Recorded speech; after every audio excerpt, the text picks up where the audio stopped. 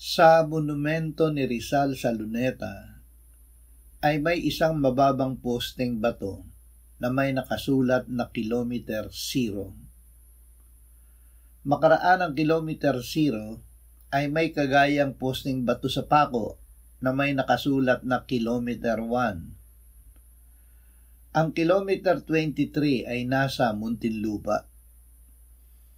Ang posting ito ay tinatawag na Kilometer Stone. Sa bayang ang panukat ng distansya ay mile, ang tawag sa mga posting ito ay milestones. Ang kilometer o milestone ay palatandaan para sa naglalakbay ng yugto ng kanyang paglalakbay batay sa distansya na nalakbay niya. Ang ating buhay ay may mga milestones o yugto. May nakakaalam ng mga ito gamit ang sariling pag-iisip. Ang nalalaman lamang nila ay ang milestones ng buhay nila dito sa lupa. Ibig ng Diyos na siya ay ating hanapin upang sumaatin ang kanyang pag-iisip. Sinabi niya, "Inyong hanapin ang Panginoon habang siya'y matatagpuan, tumawag kayo sa kanya habang siya'y malapit. Lisanin ng masama ang kanyang lakad at ng liko ang kanyang pag-iisip, at manumbalik siya sa Panginoon at kanyang kaaawaan siya, at sa aming Diyos, sapagkat siya'y magpapatawad ng sagana. Sapagkat ang aking mga pag-iisip ay hindi ninyo mga pag-iisip, ni ang inyong mga pamamaraan ay aking pamamaraan, sabi ng Panginoon." Diyos ang nakakaalam ng talagang milestones ng ating buhay dahil siya ang nagtakda ng mga ito. Kung hindi natin alam ang mga milestones na itinakda ng Diyos, ang alam lamang natin ay ang ating kapanganakan, paglaki, pagtanda at pagkamatay. Ang tao na hindi nakakakilala sa Diyos at hindi nakakaunawa ng pag-iisip ng Diyos ay gaya ng hayop na namamatay. Ang Diyos ay nagsalita noong una ng maraming beses, sa maraming panahon at sa maraming paraan sa pamamagitan ng mga propeta. Bandang huli siya ay nagsalita sa pamamagitan ng kanyang anak na nagkatawang tao at namatay para sa ating kasalanan, at kanyang binuhay na muli, iniakyat at iniluklok sa kanyang kanan sa langit. Mula sa langit ay magbabalik siya upang ang mga sumasampalataya sa kanya ay kaunin upang makasama niya magpakailanman. Ang mga milestones ng ating buhay ay itinakda ng Diyos na makatugma ng mga milestones ng buhay ng kanyang anak. Siya ang salita ng Diyos. Sa simula ay ang salita, at ang salita ay kasama ng Diyos, at ang salita ay Diyos. Sa simula ay kasama na siya ng Diyos. Lahat ng mga bagay ay ginawa sa pamamagitan niya, at kung wala siya ay hindi nagawa ang anumang bagay na ginawa. Nasa kanya ang buhay, at ang buhay ay siyang ilaw ng mga tao. Siya ang kordero ng Diyos na nag-aalis ng kasalanan ng sanlibutan, na pinaslang buhat ng itatag ang sanlibutan. Nang lalangin ng Diyos ang tao, siya ay nilalang na kawangis ng Diyos. Ang tao ay pinagkasala ng ahas, ang dyablo.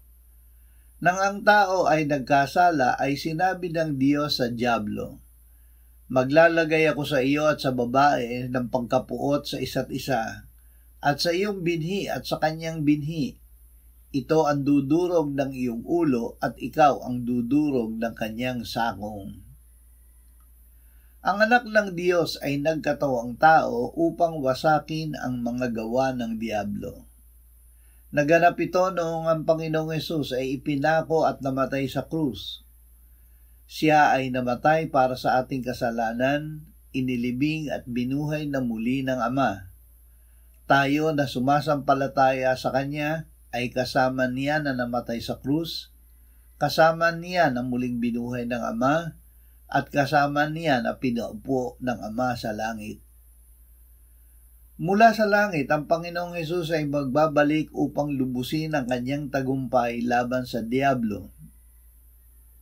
Nakita ni Propeta Daniel sa pangitain, narito ang isang gaya ng anak ng tao na dumarating kasama ng mga ulap. Siya'y lumapit sa Diyos na humarap sa kanya at binigyan siya ng kapangyarihan, kaluwalhatian at kaharian upang ang lahat ng mga bayan, bansa, mga wika ay maglingkod sa kanya. Ang kanyang kapangyarihan ay walang hanggang kapangyarihan na hindi lilipas at ang kanyang kaharian ay hindi mawawasak. Bago magbalik ang Panginoong Hesus, ang Ebanghelyo ay ipahahayag sa buong mundo. Sinabi niya, ang magandang balitang ito ng kaharian ay ipahahayag sa buong daigdig bilang patotoo sa lahat ng mga bansa at pagkatapos ay darating ang wakas. Ang wakas ay ang pagbabalik ng Panginoong Hesus. Mga kapatid, nais naming malaman ninyo ang tungkol sa mga natutulog upang kayo'y huwag malungkot na gaya ng iba na walang pag-asa. Sapagkat kung tayo'y sumasampalatayang si Jesus ay namatay at muling binuhay, ay gayon din naman sa pamamagitan ni Jesus, ang mga natutulog ay dadalhin ng Diyos na kasama niya. Sapagkat ito'y sinasabi namin sa inyo sa pamamagitan ng salita ng Panginoon, na tayong nabubuhay na natitira hanggang sa pagdating ng Panginoon, ay hindi mauuna sa anumang paraan sa mga natutulog, sapagkat ang Panginoon mismo ang bababa mula sa langit na may sigaw, may tinig ng arkanghel at may trompeta ng Diyos, at ang mga namatay kay Kristo ay babangon muna. Pagkatapos tayong nabubuhay na natitira, ay aagawing kasama nila sa mga ulap upang salubungin ang Panginoon sa papawirin at sa gayon ay makakapiling natin ang Panginoon magpakailanman. Kaya't mag-aliwan kayo sa isa't isa ng mga salitang ito. Habang hinihintay natin ang pagbabalik ng Panginoong Hesus, may mga kapighatiang mararanasan tayo dito sa lupa. Sinabi ng Panginoong Hesus, sa sanlibutan ay nahaharap kayo sa kapighatian, ngunit lakasan ninyo ang inyong loob, dinaig ko na ang sanlibutan. Ituring nating buong kagalakan kapag tayo'y nahaharap sa sari-saring pagsubok, dahil ating nalalaman na ang pagsubok ng ating pananampalataya ay nagbubunga ng pagtitiis. Hayaan nating malubos ng pagtitiis ang gawa nito upang tayo'y maging sakdal at ganap na walang anumang kakulangan. Hindi tayo ang gumagawa upang marating natin ang pinakadakilang milestone na itinakda ng Diyos para sa ating buhay. Ang gumagawa ay Diyos, at siya ay hindi mabibigo. Sa lahat ng mga bagay, ang Diyos ay gumagawa sa ikabubuti ng mga umiibig sa Kanya, sa kanila ng mga tinawag alinsunod sa Kanyang layunin.